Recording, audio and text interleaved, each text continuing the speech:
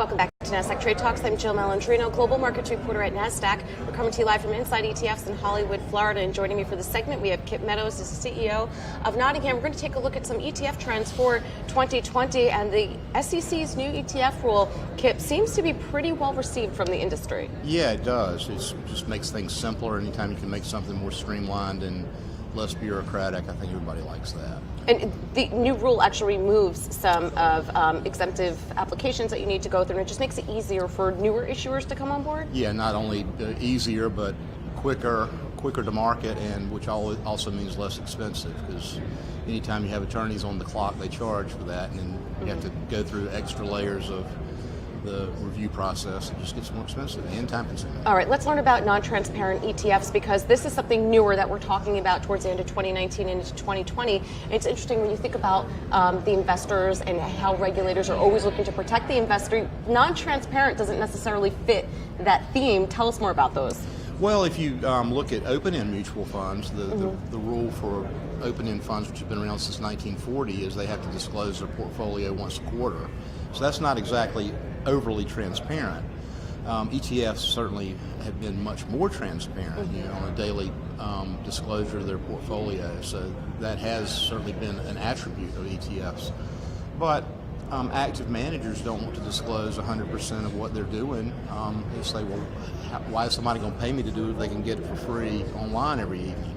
Which is an understandable objection from their part. So the growth of active ETFs has really been kind of slow and to take hold.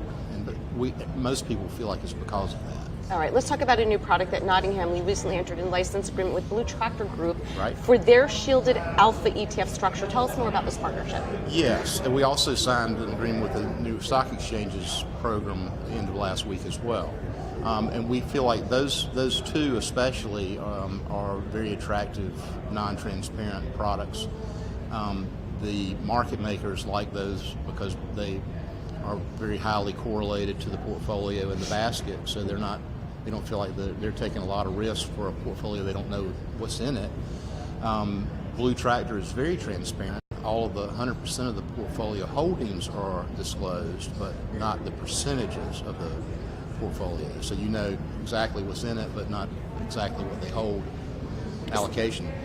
The New York Stock Exchange's model discloses most of the portfolio, but they have the portfolio manager can reserve a few of the positions and not disclose what they are. They have to put a proxy in for it's a similar type of security so that it will be correlated from a market making standpoint. Do you think you'll see more active ETF registrations come online because of non-transparency and also the new SEC rule? I really do. I think so. I think the non-transparent rule will actually have more of an impact because it will get some of the active managers off of the sidelines. Right. Well, that's great for investors. You have more of a choice. You got to love that. Yeah, I agree. All right, Kip, great to see you inside ETFs. Thank you. And thanks for joining us on Trade Talks. I'm Jill Malandrino, Global Markets Reporter at Nasdaq.